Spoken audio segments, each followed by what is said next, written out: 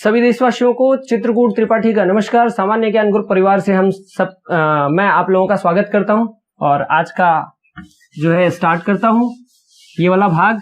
ये मैंने आप लोगों को कल बता दिया था। आज हम रुधिर समूह के ऊपर कुछ प्रश्न करेंगे और मेंडल का जो फाइनल पार्ट है उसको टच करेंगे। हाँ, तो देखिए ध्यान से, क्या होता है ना कि रुधिर समूह ए, रुधिर समूह बी, रुधिर समूह ए बी, इनका जो क्या कहते हैं, इनका जो वंशागतिकी है ये मेंडल के नियमानुसार होती है। जितने भी पैतृक विवाद होते हैं ना, उनको हम ज्यादातर पैतृक विवादों को इसी हिसाब से पहले सुलझाते थे। पुराने टाइम पे कुछ होता नहीं था, डीएनए फिंगरप्रिंटिंग वगैरह जैसा कुछ था नहीं, तो हम इसको ऐसे ही सुलझाते थे। तो मैं उसी की बात कर रहा हूं। देखिए, जब किसी ए रुधिर समूह वाले, जब किसी ए रुधिर समूह वाले व्यक्ति की शादी, यहां क्रॉस का मतलब शादी है, ध्यान रखना, किसी बी रुधिर समूह वाली महिला के साथ कर दिया जाता है, बी समूह, तब क्या होता है?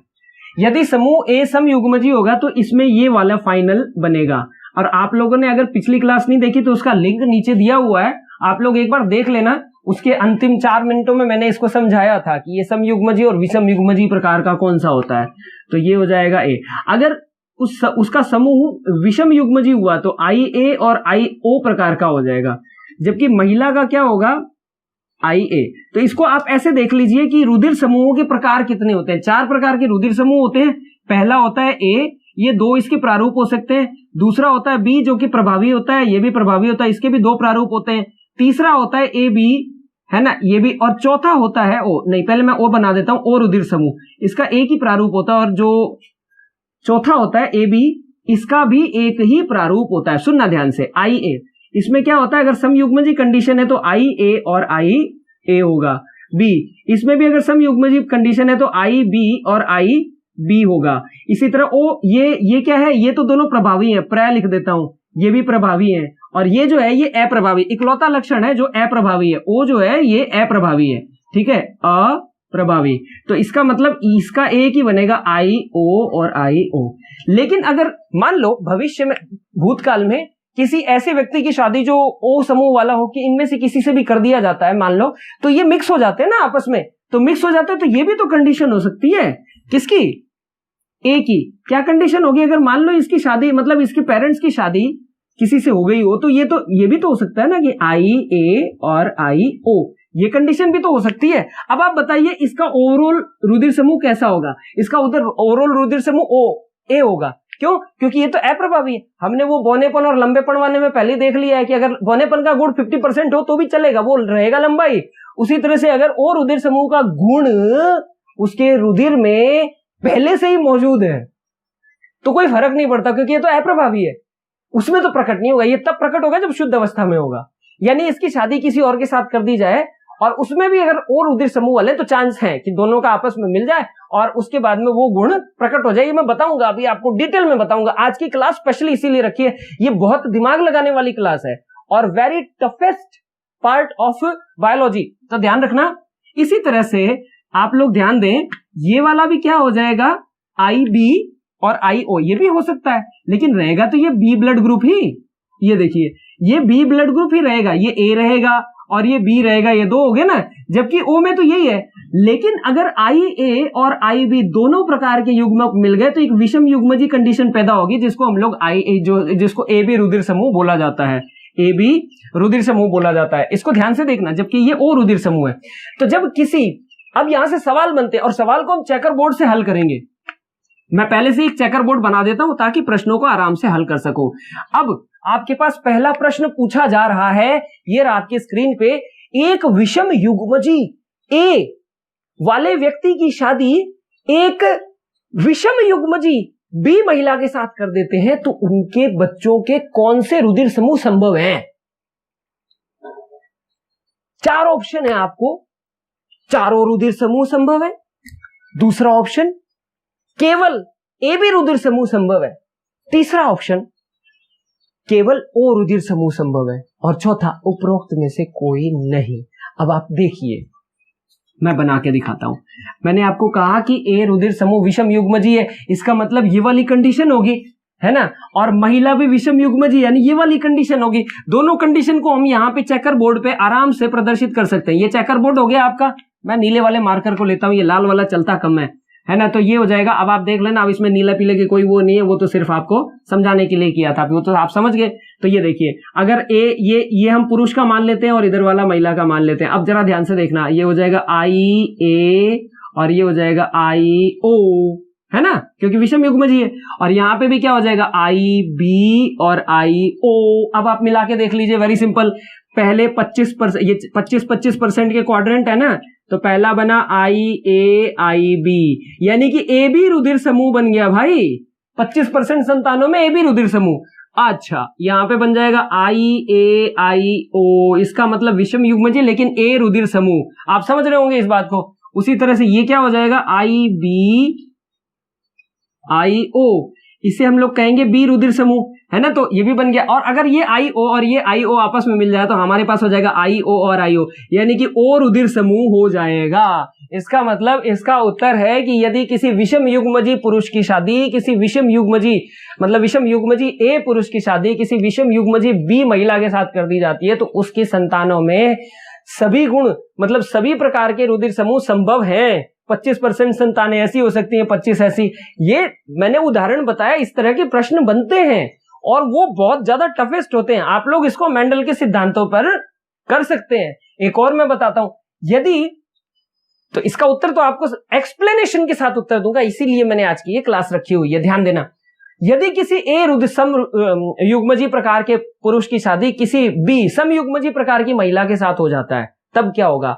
तब आप ध्यान रखना कौन से रुधिर समूह बनेगा। 4 ऑप्शन है आपके पास, केवल ए बी प्रकार का रुधिर समूह बनेगा, दूसरा ऑप्शन ए तथा बी दोनों प्रकार का रुधिर समूह बनेगा, सी ऑप्शन केवल ओ रुधिर समूह बनेगा और डी ऑप्शन सभी प्रकार के रुधिर समूह संभव है। तो आप इसका उत्तर बताएं, है ना। इसका उत्तर मैं आपको पहले समझा दूं फिर इसका आंसर लगा दूंगा। ये देखिए, है ना, दोनों ही समयुग्मजी प्रकार के हैं भाई, तो दोनों ही समयुग्मजी हो गए, तो ये भी बी हो गया, ये भी आई ए और आई ए हो गया।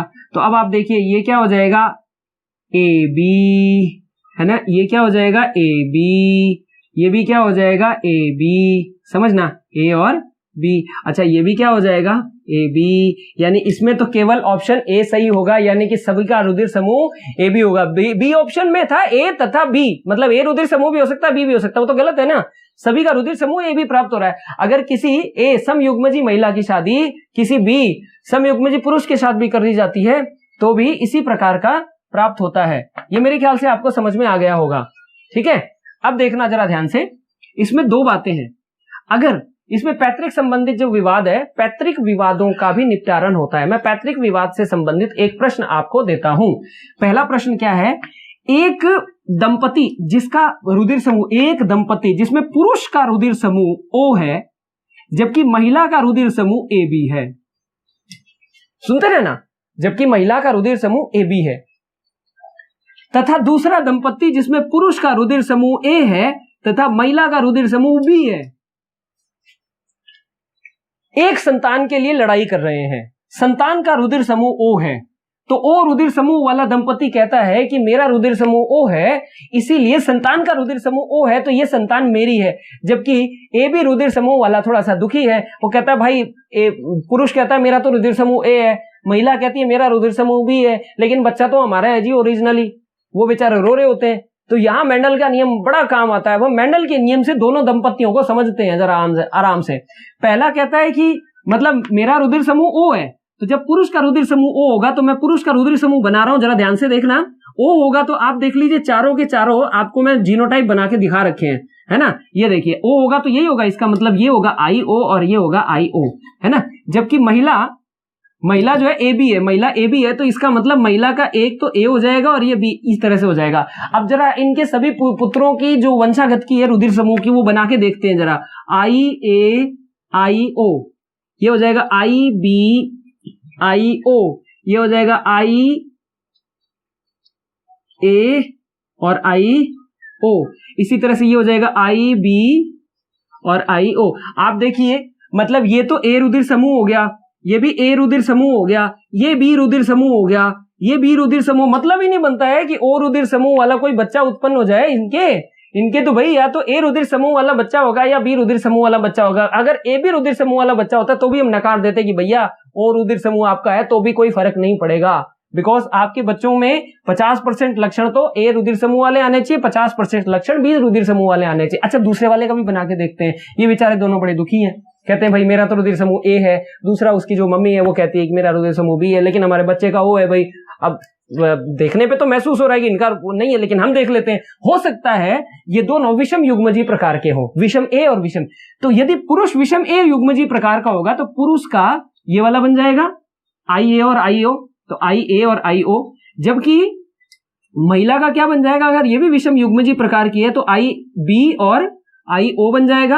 अब आप ध्यान से देखना क्या बनता है, क्या इनकी संभावना है कि ये बी रुधिर वाले के पिता और माता हो सकते हैं? चलो देख लेते हैं। ये बन जाएगा आई ए और आई बी, ये बन जाएगा आई बी और आई ओ, ये बन जाएगा आई ए और आई ओ, और ये बन जाएगा आई ओ और आई ओ। इसका मतलब 25% संतानें ओ रुधिर समूह वाली हैं, 25% संतानें बी रुधिर समूह वाली हैं, 25% संतानें ए बी रुधिर समूह वाली हैं और 25% संतानें ए रुधिर समूह वाली हैं। जरा ध्यान से देखिए आप, इसका मतलब वो जो बच्चा है वो इस दंपत्ति का हो सकता है, भले ही इनका रुधिर समूह ओ रुधिर समूह वाला ना हो, लेकिन इनके संतान ओ रुधिर समूह वाली पैदा हो सकती है।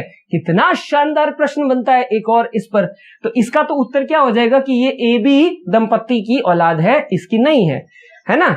तो ये बात ध्यान रखना। वैसे भी अगर किसी का रुधिर समूह ए बी हो जाए तो मतलब ही नहीं बनता है कि उसके अगर किसी भी पेरेंट्स के एक का रुधिर समूह ए बी हो गया और दूसरे का चाहे जो ही मर्जी हो, तो उनके पुत्र का या पुत्री को जो भी होगी संतानों का कोई भी रुधिर समूह ओ नहीं होगा, क्योंकि ये ए भी कमाल कर देता है, एक ए इधर हो जाता है, एक बी इधर हो जाता है, तो रिसीसिव कैरेक्टर की वजह से कोई भी कैरेक्टर ओ ग्रहण नहीं कर पाता। ये बात ध्यान रखना आप जरा ध्यान से। अब इसमें से सवाल कितने शानदार बनते हैं, है ना। अब तो वो ये तो पहली कंडीशन होगी ना जो मैंने सबसे पहली कंडीशन बताई थी आपको। तो अब देखना जरा ध्यान से, क्या होता है कि इस तरह के प्रश्न आपको पूछ सकते हैं। अब मैं आपको प्रश्न दे रहा हूं, यदि एक ए बी रुधिर समूह वाली महिला का विवाह एक ओ रुधिर समूह वाले पुरुष के साथ कर दिया जाए तो कौन से रुधिर समूह संभव होंगे? तो इसका जवाब क्या होगा? 4 ऑप्शन आपके पास है। इसका जवाब तो आप आराम से दे सकते हैं। मैं इसको मिटा दूं ताकि आप लोग अपने हिसाब से करके दें, है ना। ये देखिए बहुत ही शानदार बना। अगर महिला का ए बी है और पुरुष का क्या है ओ है, तो इसकी कौन सी संतानें पॉसिबल होंगी? मात्र ए तथा बी संतानें पॉसिबल होंगी भाई।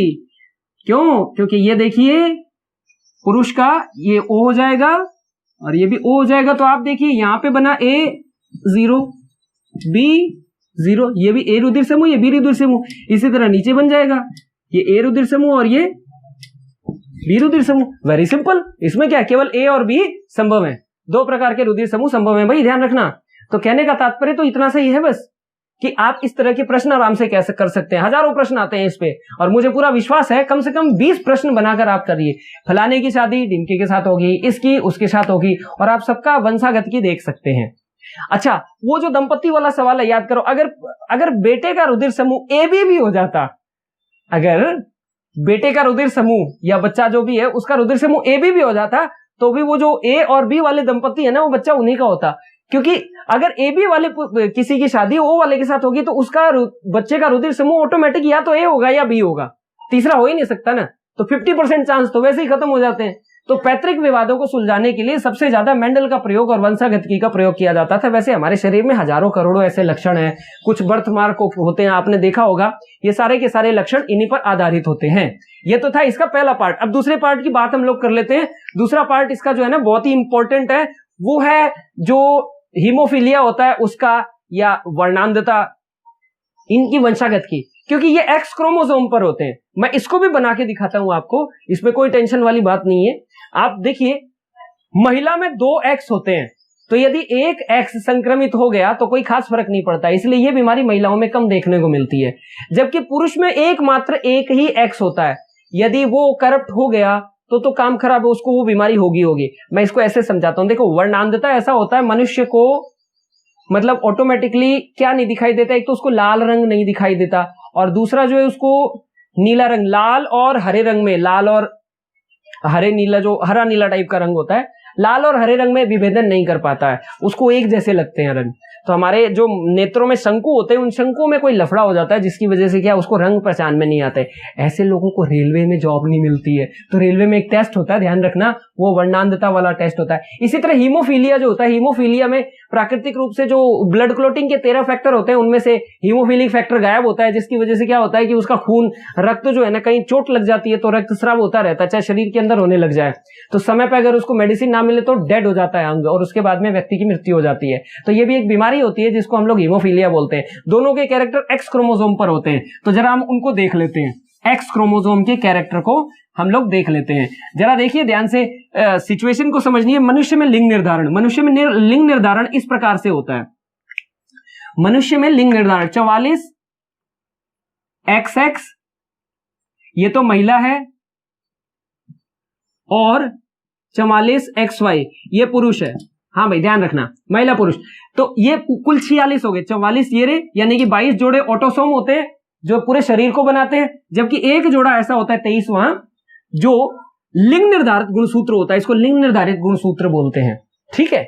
तो जब इनके युग्मक बनते हैं ना, तो ये आधे आधे आ जाते हैं। 22X यहां आ जाता है महिला में, और 22X यहां आ जाता है। दो एक जैसे आइडेंटिकल ओवम बनते हैं। जबकि पुरुष में क्या होता है कि पुरुष में 22Y एक तरफ आ जाता है, जबकि 22X एक तरफ आ जाता है। इस प्रकार दोनों भाई अलग अलग हो जाते हैं। समझ में आ गया होगा आपको। अब देखिए, यदि 22X वाला 22Y वाले से मिलता है तो क्या होता है, ये इसके साथ मिलता है तो क्या होता है, ये भाई इसके साथ मिलेगा, सॉरी इन दोनों को तो हमने इसी से मिला दिया, अब इससे नहीं मिलाना। अगर ये इसके साथ मिलता है तो क्या होता है, और ये इसके साथ मिलता है तो क्या होता है, ठीक है। तो ये देखना, ये आपके पास 4 है, तो अगर ये दोनों आपस में मिलते हैं तो वही 44XY गुणसूत्र यानी कि लड़का बनता है। ये मिलता है तो 44, मतलब आप देख लो ना, XY है ना, मतलब Y से चाहे ये अंडा मिल जाए चाहे ये अंडा मिल जाए, क्या बनेगा, मतलब अगर ये शुक्राणु इन दोनों अंडों में से किसी में भी प्रवेश कर जाए तो पुत्र का निर्माण होगा। इसका मतलब पुत्र के लिए जिम्मेदार महिला नहीं होती है, पुरुष होता है, ध्यान रखना। वाह रे उल्टी दुनिया, हमेशा मतलब महिलाओं को इसके लिए बोला जाता है, जबकि हमारा ये विज्ञान कहता है कि भाई वाई गुणसूत्र पे निर्भर करता है। वाई तो इन दोनों में से, महिला के पास तो दोनों एक जैसे ही होते हैं, तो अगर वाई गुणसूत्र किसी के साथ भी मिले तो पुरुष पैदा होता है। जबकि ये एक्स वाला जो शुक्राणु है, ये इन दोनों में से किसी के साथ भी मिले तो वही बनता है 44XX, यानी महिला का निर्माण होता है, ठीक है। जबकि यहां भी क्या होता है 44XX, ये भी महिला का निर्माण होता है। इस प्रकार से ये आपका लिंग निर्धारण वाला है। अब इसको मैं चेकर बोर्ड से भी बना सकता हूं, चेकर बोर्ड से भी इसको आराम से तैयार किया जा सकता है। मैंडल के वंशागत वाले नियम से वो बड़ा शानदार होता है, वो चेकर बोर्ड वाला ज्यादा अच्छा होता है। तो मैं चेकर बोर्ड से बना के दिखाता हूं आपको। ये देखिए, क्योंकि मुझे आपको कुछ समझाना है, उसको समझाने के लिए चेकर बोर्ड बनाना वापस आवश्यक है। ये देखिए, ये हो गए 22X और 22X, समझते गए होंगे। ये होगी महिला और ये हो गया पुरुष। पुरुष में क्या हो जाएगा 22X और 22Y। अब सुनना ध्यान से, अगर महिला का एक X संक्रमित है, मैं डॉट लगा के दिखा रहा हूं, तो महिला में दूसरा X तो है, तो यूं मान लीजिए ना कि जो हीमोफिलिक या वर्णांधता वाला कैरेक्टर है वो अप्रभावी लक्षण है। तो आप देखिए, ये लंबेपन का गुण तो कैपिटल T था, स्मॉलपन का जो था वो बौनेपन का वो T था, तो प्रकट कौन सा गुण हुआ, लंबेपन का गुण हुआ, है ना। क्योंकि अगर बौनेपन का गुण प्रकट होना है तो वो तो भैया शुद्ध रहेगा तभी प्रकट होगा। तो ये देखिए, तो इसका मतलब ये वाला प्रकट हो गया। तो इसी तरह से आप देखिए, अगर दोनों के दोनों एक जैसे हुए तब तो प्रकट हो जाएंगे, लेकिन अगर एक इन्फेक्टेड एक्स हुआ हीमोफिलिक वाला और एक अनइन्फेक्टेड हुआ तो यहां तो प्रकट नहीं होगा। लेकिन अगर पुरुष में हो गया ना, एक ही इकलौता एक्स है और वही अगर करप्टेड हो गया तो काम खराब हो जाएगा, तो वो तो उसमें वो रोग प्रकट हो जाएगा, है ना। तो इस तरह से देखिए, यदि एक स्वस्थ महिला का विवाह किसी वर्णांध पुरुष के साथ कर दिया जाता है तो सारी महिलाएं वाहक हो जाएंगी। देखिए कैसे, ये बन जाएगा 44XX डॉट, ये बन जाएगा 44XY, और ये बन जाएगा 44X डॉट X, और ये बन जाएगा 44XY। देखिए 50% तो होंगे लड़के जो कि होंगे एकदम स्वस्थ, और 50% लड़कियां होंगी वाहक। अब अगर इन लड़कियों का विवाह एक सामान्य पुरुष से कर दिया जाता है, तब देखना क्या घटना होगी। मैं अब इन लड़कियों को निकाल के यहां रख रहा हूं, ठीक है। ये देखिए, अब ये जो लड़कियां हैं ना, अब ये लड़कियां तो क्या हो गई हैं, इन्फेक्टेड, वाहक का कार्य नहीं, लड़कियों को ये रोग प्रकट नहीं होगा। अगर दोनों रोग प्रकट होने की दशा क्या होगी, दोनों एक्स संक्रमित होने चाहिए, दोनों पे डॉट होना चाहिए। एक पे डॉट होने से काम नहीं चलता है। एक पे डॉट होने से क्या होगा, जरा ध्यान से देखना। अब ये वाहक का कार्य कर रही है, अब इसके बच्चे देखना कैसे होंगे। 22x, यदि इसकी शादी एक सामान्य पुरुष से कर दी जाती है तो सामान्य पुरुष इसके साथ मिलके क्या बनेगा, 44x.x, यानी 25% लड़कियां वाहक पैदा होंगी, जबकि 44xx 25% लड़कियां नॉर्मल होंगी।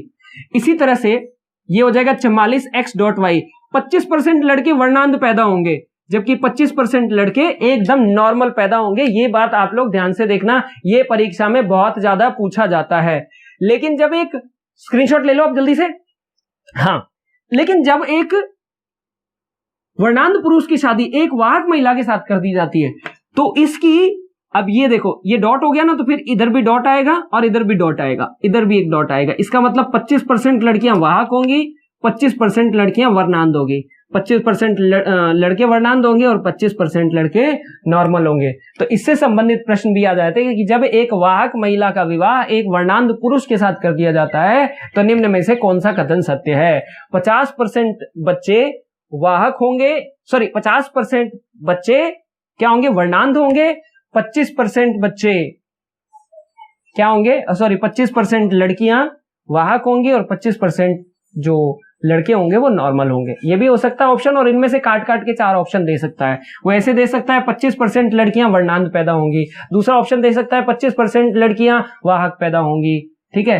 25% जो संतानें हैं उनमें से जो लड़कियां हैं, और ये भी दे सकता है कि 25% जो पुरुष है, पुरुषों का कुल पुरुषों में से 50% पुरुष नॉर्मल हो सकते हैं। इस तरह से कोई भी आपको वो देकर और पूछ सकता है, वो आपका ये टेबल डिसाइड करेगा। अगर संपूर्ण संतानों की बात करता है तो संपूर्ण संतानों का 25-25% है, लेकिन अगर खाली महिला की बात करता है तो 50% महिलाएं वर्णांध और 50% महिलाएं वाहक, 50% पुरुष वर्णांध और 50% पुरुष नॉर्मल। अगर संपूर्ण संतानों की बात करता है तो 50% संतानें वर्णांध, जबकि 25% संतानें वाहक और 25% संतानें नॉर्मल। अब वाहक शब्द आ गया तो वो तो कॉमन सेंस की बात है ना कि महिलाएं ही होंगी, पुरुष तो हो नहीं सकते वाहक, पुरुष या तो वर्णांध होंगे या नॉर्मल होंगे।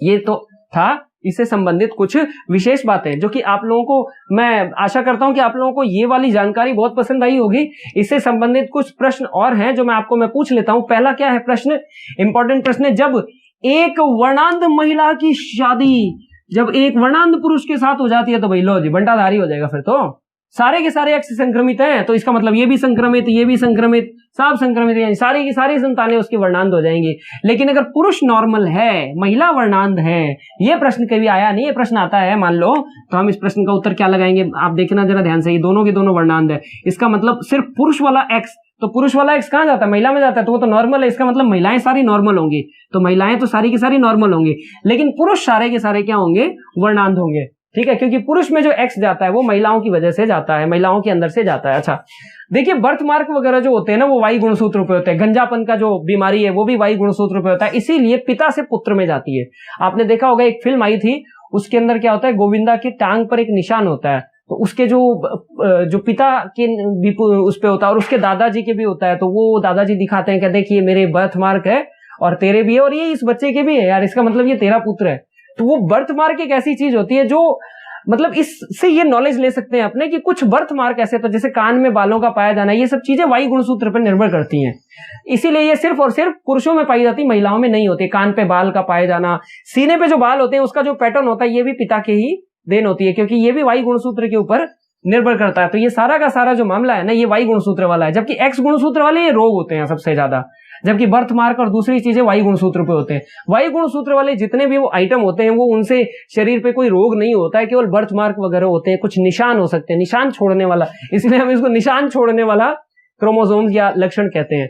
तो इसी के साथ ही मैं आज की क्लास कंक्लूड करूंगा। नमस्कार, जय हिंद, जय भारत।